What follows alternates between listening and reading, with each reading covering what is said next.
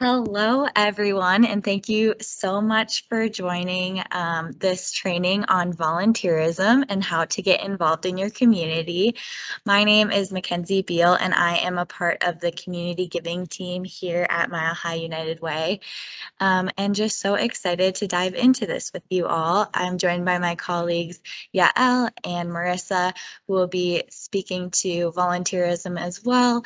But I would just love to just hop right in and share a little bit about our history here at Mile High United Way. So United Way started actually in the midst of the tuberculosis epidemic, where Frances Weisbart Jacobs, who was a school teacher and kind of known as Colorado's Mother of Charities, brought community leaders together, including a rabbi, a reverend, and a minister, in order to create a more united community. So this history of all United Ways across the nation has become particularly relevant in the midst of COVID-19.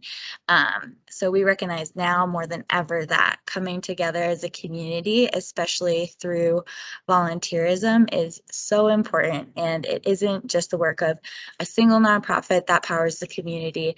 It's really a full network of charities, businesses, government leaders, and individuals who come together to make a difference. So volunteerism is so important because it really welcomes the community at large into solving some of our most pressing challenges.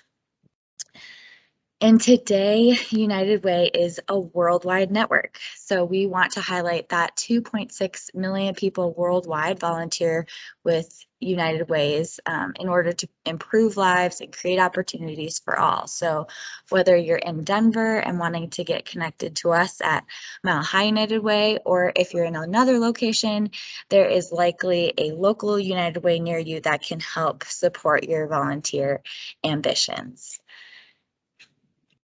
And I will go ahead and pass it over to Yael to talk a little bit about our volunteer values here at Mile High United Way. Thanks, Kenzie. Hi, everyone. Yeah, we practice our volunteer values in really any volunteer experience. These are our three values here at Mile High United Way, but we really believe that they can be translated to fit almost any volunteer opportunity that you might be encountering to get engaged in your local community, as well as just working alongside friends, families, and other community partners or members. So the first volunteer value that we have is empathy. So that's really visualizing or imagining the beneficiary during your volunteer opportunity. So a good example of this is really putting yourself in the recipient's shoes and thinking about what might have gotten you there, and then next steps on how you can kind of resolve that. Then we also have sensitivity. So that's just remembering your expectations versus the clients and the nonprofits. So making sure that you are sensitive to the client or participant that you might be volunteering with, as well as the organization that you're participating with, and making sure that you're communicating with them as much as possible. We also have inclusivity. And so that's the idea of really shifting from helping to belonging and fixing to becoming. So this really hones in on, being a part of your own community and making sure you are active in your own community. Another good example of this is thinking about how the recipient or nonprofits and resources, as well as volunteers, are all working together to make sure we're all helping in a respectful way and providing anything to our community. And then I'll dive a little bit deeper into empathy. So empathy, the definition of that is the ability to understand and share the feelings of another. So we really want to make sure that we are practicing that throughout any volunteer opportunity, and making sure that we are also realizing our own biases. And there's just strategies on way to reduce our biases, such as noticing that in others, being aware of your own, like I mentioned, looking for alternative points of views, challenging assumptions, and then spending time with folks that are different from yourself. That impact can be really great when you are practicing empathy, because it does impact your own value, the groups that you're working with, and how you treat and engage other community partners and members. Um, and then getting involved. So learning what you're interested in. This can be a great way on how to get involved. And there's just so many ways to get involved. Sometimes just stopping and thinking what you'd like to get involved in, what you're passionate about, can be a really great way on connecting to certain volunteer opportunities in your own community. So we have group volunteer projects. So that's working, with your own organization or with friends and families. So team building, community based. There's also virtual options, and then educational opportunities as well. Engaging other community needs, how to activate those, and focusing on equity. There's also civic leadership. So that's leadership development, building networks in community partnerships. And then again, family-friendly projects. So working with your own friends and family to build opportunities as well.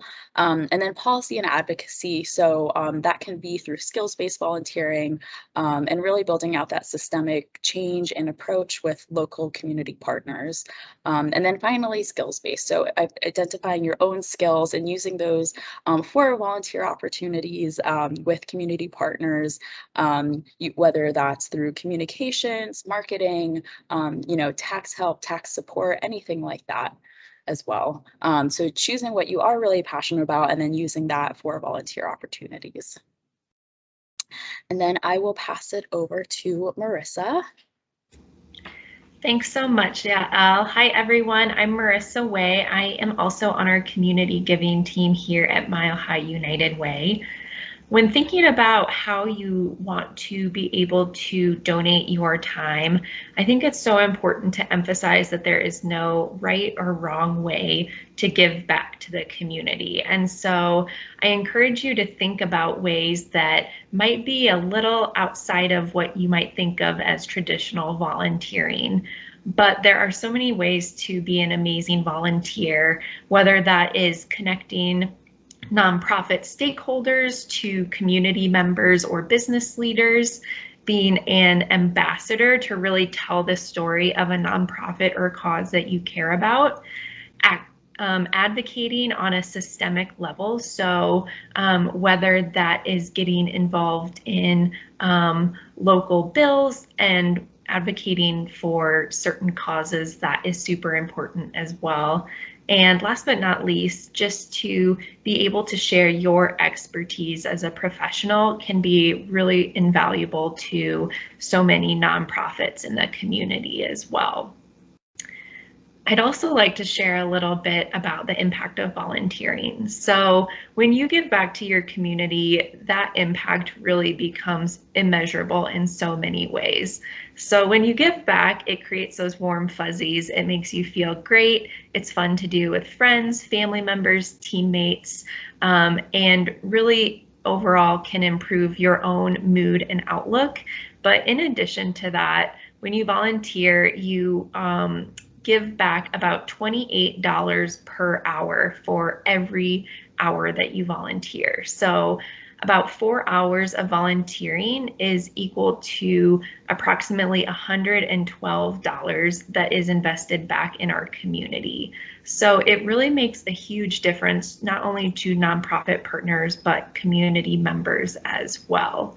And so there are so many reasons to give back. I encourage you to find whatever reason is most important to you and causes you to wake up and serve those meals or donate that time as well.